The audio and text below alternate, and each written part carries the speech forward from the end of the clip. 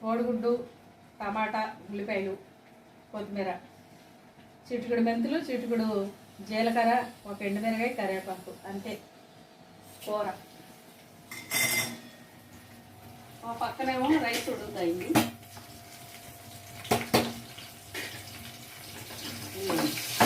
పొద్దున పూరి వేస్తాయి మూకిట్లో, అదే మూకిట్లో ఇప్పుడు కూర కూడా వేస్తున్నాను.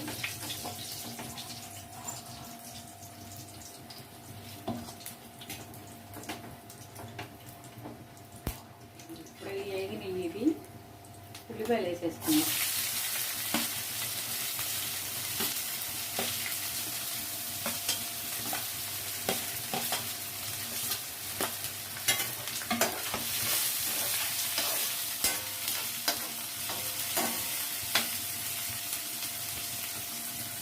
ఇప్పుడు ఉల్లిపాయలు వేసినాయండి, టమాటాలు, కోడిగుడ్డు వేసాను.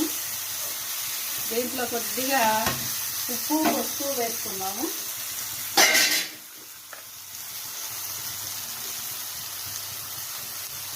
అంతేనండి. పసుపు ఇప్పుడు ఇవి మగ్గిపోయినాక నాకు తగినంత కారం వేసుకొని దించేసుకోవడం, కొత్తిమీర చల్లుకొని.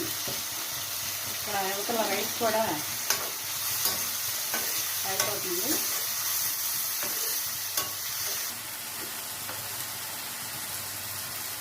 కూర అయిపోయిందండి. మాకు తగినంత కారం మేము వేసేసుకుంటున్నాం. దీంట్లోకి కొత్తిమీర చల్లుకుంటే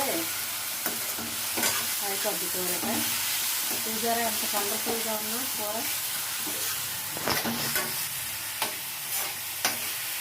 కోడిగుడ్లకి గంటలు పెట్టాను, అంటే కారం ఉప్పు లోపలికి వెళ్ళాలని. కొత్తిమీర చల్లేస్తున్నాను. పచ్చిమిరపకాయలు లేవని 2 మిరపకాయలు వేస్తాను అన్నమాట. ఇందాక తాలింపులో పచ్చిమిరపకాయలు కూరలోకి లేవని.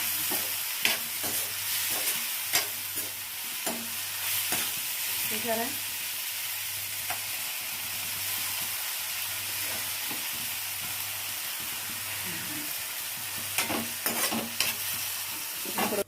ఇప్పుడు రైస్ కూడా అయిపోయిందండి.